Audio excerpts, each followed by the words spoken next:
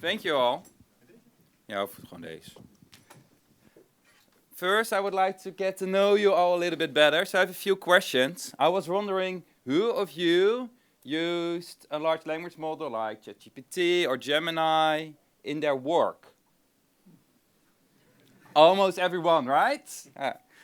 And who of you also played around with these large language models in hobby projects, using the APIs by yourself? Also a lot of people.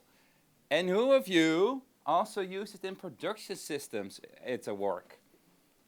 Also quite a lot of people. But who of you also considered the true risks of using large language models? My name is Remi Baar, and as mentioned before, I started my own software company at the age of 17. Before that, I was already building websites, but quickly I figured out front-end is it for me, back-end is way more fun. And also during one of the presentations this morning from Arjan, I was also like, oh yeah, this designs, patterns and stuff like that. That's really what I'm into, and it's something I really like. But going on, I was building these backend applications. In my studies, I came into contact with artificial intelligence. Not only machine learning, but also optimization problems. And I really liked it. It clicked for me, this way of doing experimentation, and then finding the best solution, and then bringing that to production. That's something that's really nice to me. And from then on, I focused really on the artificial intelligence part, but always still with the connection to software engineering and computer science. And a few years ago, I joined Xebia because I was looking for a group of people who could also inspire me to grow further. And together with them, I also investigated all these latest techniques. And one of these techniques is how to run private LLMs. Today, I will show you why sometimes large language models as is aren't suitable, but private LLMs might be. I show you the advantage, the disadvantage, but I also show you some ways to already get started and a little framework you have to keep into your mind when you start running private LLMs. So let's go. As we saw before, LLMs are everywhere and they are really easy to use. So what do I mean with everywhere? Well, we already have a lot of common use cases these days. Probably you already have some GitHub Copilot to use for code generation. We see it in chatbots. Even technically we call them sometimes RAGs. So we can also incorporate our own data from our own company. We use it for data extraction. Because sometimes our data is stored in unstructured data, and then we want to make it structured, and then we can use LLMs really nice to do that. But we also use it, for example, for meeting summarizations. So there are already a lot of use cases, and they're being implemented very quickly now. And the really nice thing is they're really easy. They're only one API call away. You just do an API call with a prompt, you get a response, that's it. Really easy to integrate, and we also see that really drives the rapid adoption of these LLMs. But there are also some risks involved. From my work, the observations I do, I see is that the ease of this implementation also sometimes overshadows risk. And because it's so easy to implement, every single developer can do it.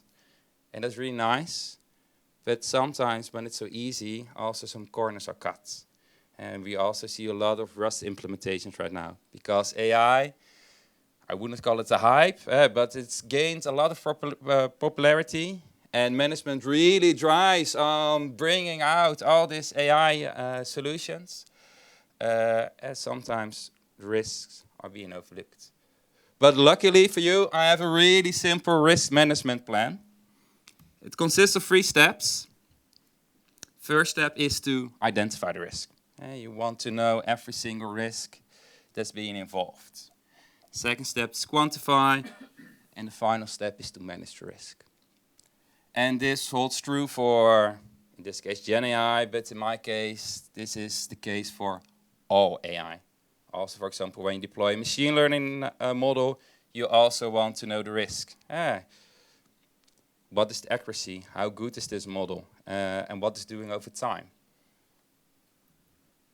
And finally, you either accept the risk or you reduce the risk, and that's what we call mitigation. And when we take a look at large language models, there are a lot of risks to manage. A lot of them we already know. Hallucination, abuse from the users, low quality of the outputs, use in external large language model providers, but for also, for example, compliancy. Can we actually do this use case according to the AI Act, or aren't we even allowed to use AI for this use case? There are a lot more risks to manage.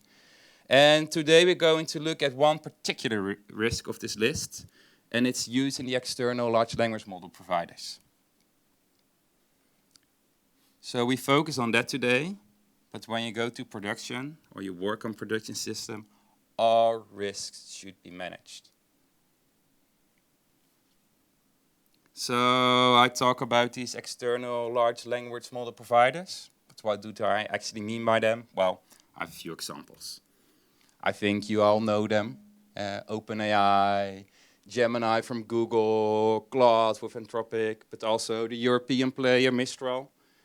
Those are the external large language model providers. You can also see them as a SaaS, right? The software as a service. It's somewhere external, only an API call, you send your data, you get something back. That's it. But they are external because they are not in your system, not in your control. And there are some situations where those external large language model providers, they just don't fit. One of them is data residency.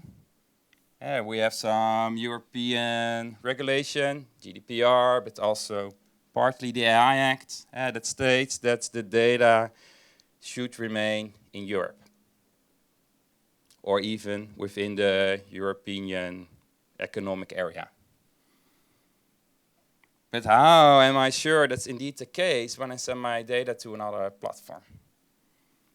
And that's actually the next step, is the responsibility.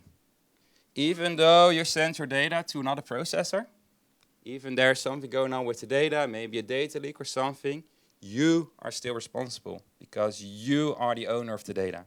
And that's something we often forget. It's really important to keep into our minds. Also network security. You send your data over the internet to another system. In a lot of situations, they're not even possible. And there is also a final one, and that's a vendor lock-in. Because when I built my whole framework, for example, around ChatGPT, and one moment OpenAI decides to raise the prices, I'm stuck. So there are a lot of different situations in which smart large language models aren't suitable. But I can also summarize it from practical use cases where I see those large language models don't fit, and it's usually for high sensitive data. Think medical data, banking data, other data like that. Strict compliance regimes, as I mentioned, GDPR. But sometimes, and there's also a disadvantage of using an external model, you cannot tweak it, right? You're really tied to the external model. And sometimes you want some customization. So I was challenged by a few of these use cases, also some colleagues of mine, and you were thinking, all right, and now? We could have made the decision, no large language model, maybe skip the use case entirely and just say, it's not worth the risk, we don't do it, let's stop. So that's also one of the things you do when you identify your risks, you quantify them. Also sometimes a conclusion could be, we are not going to do this project.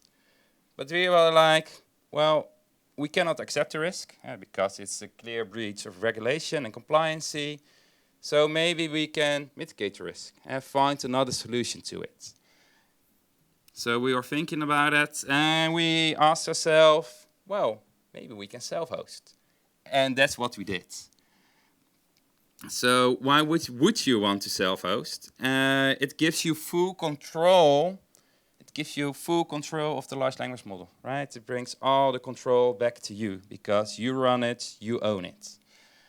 You can deploy it either on your cloud or on-premise, and all your data also stays inside of your network. That's really nice.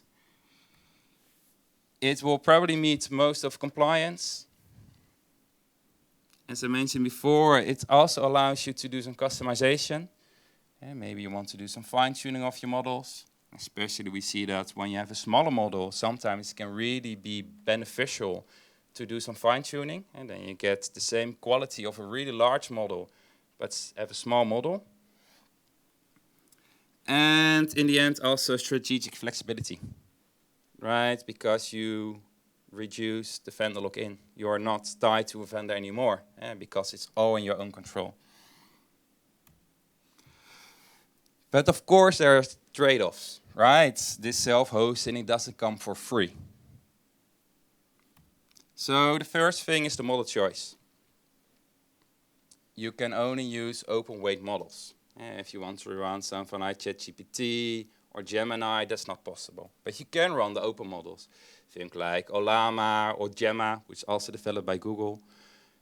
But you cannot use all the models you might want to use. You will create additional infrastructure costs.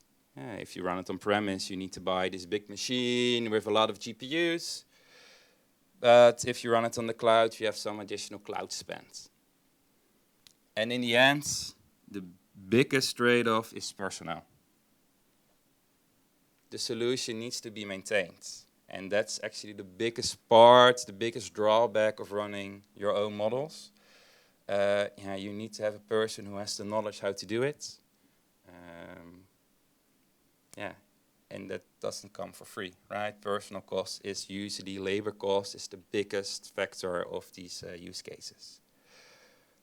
But even that, I will show you today how you can do it, because there's some situation that might be interesting.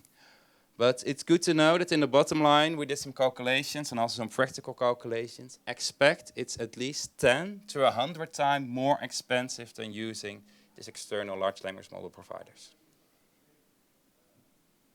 But sometimes it's worth the trade-off. So I showed you now some of the advantages, disadvantages of self-hosting. But how are we going to self-host actually? Well, I will show you a little bit more about that. And there are 3 levels we have to think about.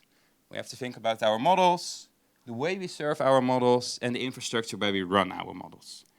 So let's take first a look at the models itself. And as I mentioned before, we can only use these open weights models.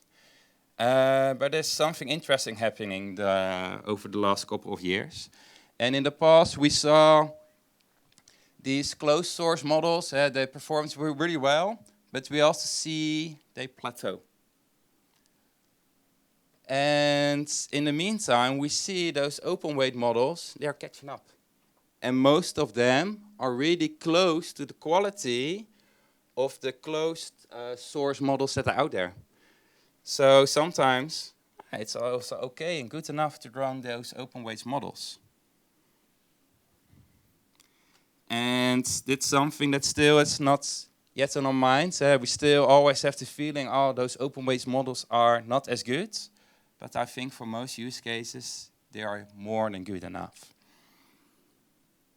And then we also need to select our models. As I mentioned before, we have a lot of different open models. We have Llama, we have Qwen, we also have DeepSeek, and a really nice reasoning model. But they're also really large, right? Most of them over 200 billion parameters. DeepSeek even 600, the big whale. But sometimes we don't need to have these really large models. So when we take a look, we can also use smaller or quantized models. So for example, when we take a look, Qwen 3, 8 billion parameters, which is a small down version of the big Qwen 3 model, we can run it on a GPU. It's not your typical everyday to use GPU, but it's one with 19 gigabytes, and you can run it on this single GPU. So you also can run it on a really simple single machine, which is really nice. And it's good enough for most simple use cases. And simple use cases are things like a summarization, maybe some classification, simple Q&A. This model can already do that for you. And as I mentioned, you can run it on a single GPU. But maybe you want to go a step further, one step larger. So let's take for an example Llama 3, and we take 70 billion parameters. And we still need a lot of GPU power. In this case, almost 170 gigabytes of VRAM. So we need to go for a multi-GPU solution. But it could still fit in one machine. It's just one machine with a lot of different GPUs. And we see we can use this for more agentic workflows. It really is suited for that. But we can also use it sometimes for some reasoning, not the most complex reasoning, but it can do some reasoning and it does it relatively well. And for the most use cases where we implement these things into production and we want some reasoning and some agentic, this is probably more than good enough. And in the end, of course, we have our big whale, our DeepSeek, the one with almost 700 billion parameters. We need over 1 terabyte of VRAM. Yeah, for that we need a really complex multi-node setup. And so a setup with multiple systems that are connected. In every system there are also multiple GPUs. Sometimes you probably need it, but I think for most use cases you don't need it. But it's good to know it's out there and you can run it.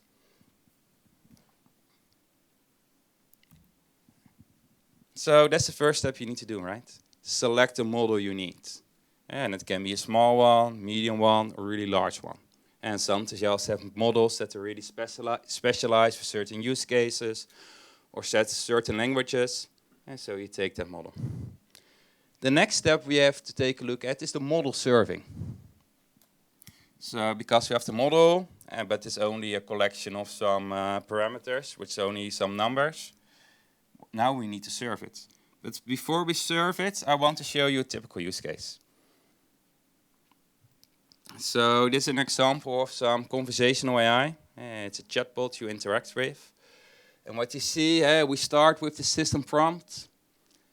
And then we have a query and an answer. And based on that, we have another query. And so every time someone asks an additional question, you embed everything you knew before, you add it, and then you want to add an additional layer. But what we see is we see a lot of the same type of questions, same type of computations that are being asked to the LLM, right? We always see the same system prompt over and over again. Especially when you host these large language models by yourself, it's also usually for a specific use case. What we see, the specific use case usually always have the same system prompt. And so we see this for conversational AI. And when we see, we can also maybe do already some caching. That can really improve the performance. Also, when we take a look at the agentic workflows, we also see that. We have the same steps, and then we add the next step. So this next step is a cache miss. So it's really valuable to have caching. And that really speeds up the way, the performance of the large language models. So recently there was this animation by Google that shows how one of their Gemini models is running on VLLM. And as you can see, only a small part is being allocated to run the model, and the large part is being used for caching. And what we see is this caching is really essential when you run these models. But there are a lot of different model serving frameworks, and they all do this caching a different way. So let's take a look at those model serving frameworks. I wrote down 3, and those are the 3 most common I use at least. First one is VLLM, and we say it's good for conversational AI and agentic workflows. And because what you saw, those caching mechanisms, they're really well built in it, and it has a really nice performance. We also see TensorRT, It's developed specifically for NVIDIA GPUs, and it's some generic solution. Yeah, let me see. It works all right, but you need to check for your use case which one is best. And there is a new one coming up, SGLang. We see it has really good performance also for complex workflows. But also that one is still a little bit new for me, so I'm also still investigating on that. If you have some experience with it, come to me after the talk, and I want to know a little bit more about it. So we discussed the model serving. So we have our models, we know how to run them. Now we need to know where do we want to run those models. And there are a few places, what we probably all can imagine. We can self-host them on a hyperscaler, for example, AWS, Azure, GCP. Most organizations already have contracts or have already infrastructure running there, so it's really easy to go there. We have specialized GPU clouds, and we have on-premise or co-location and a third-party data center. So let's take a look at the first one, self-hosting at a hyperscaler.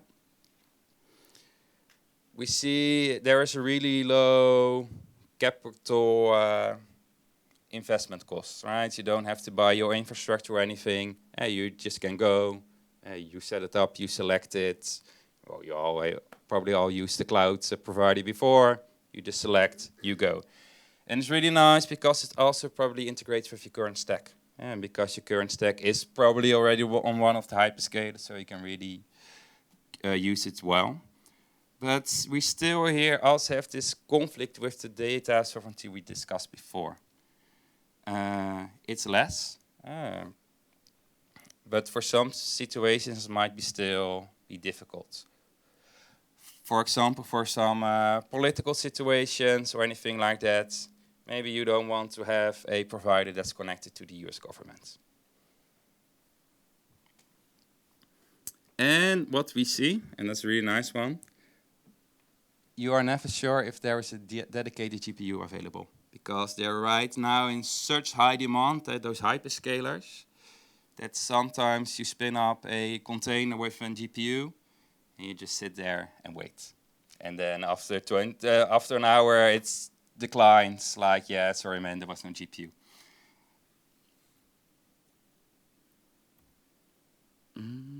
Another solution are specialized GPU clouds. We see them really coming up. We also see a lot of them in Europe, which is really nice. And they're really focused on running GPUs as cheap as possible. So you have the benefits of setting up everything by yourself, managing everything by yourself.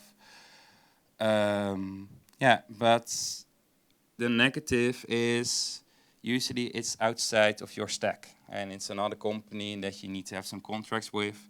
So it sometimes can be a hurdle to get started at these solutions. And of course, the final option is to run on premise. For some use cases, you are not able to even publish the data to the internet, to a cloud provider, to a hyperscaler, and on-premise is the only solution. It does require some additional upfront cost because you need to buy this computer with the GPUs. But usually, probably you already have a data center, and it's really nice to to roll it out there. But also here, it's good to keep into mind what I told you before. The biggest cost is the labor and the personnel, the people who keep the systems running, not as much the infrastructure cost. Either by buying a computer, yeah, it's maybe expensive, I don't know, maybe 50,000 euros. But you can use the machine for 3 years. When I compare that to a administrator that also needs to take care of the machine for 3 years, it maybe costs close to 500,000, right? So that's a big difference. So I discussed the hosting providers, and we have some recommendations. So self-host hyperscaler, if regulation allows it, it's just the shortest way to value. Just go for it. Otherwise, specialized GPU clouds, they are really an affordable alternative to those hyperscalers. And on-premise, just go on-premise. Don't go on-premise unless you really have to. And that's our full model. So we've discussed the models, the model serving, and the infrastructure. So let's wrap it up. Identify, quantify, and manage the risk of using external large language models. Self-hosting is a solution. Think about the model selection, the serving framework, and where you want to run it. Be aware it will be a huge increase in the costs, but it opens the possibility for use cases where it wasn't possible to use large language models before. And for me, what I like to give away at the end is create a business case, right? Because the benefits can easily outweigh the additional cost that you incur. Let's explore together. If you want, contact me. I'm really happy to spar about this. And for now, I would like to thank you for your attention. Thank you.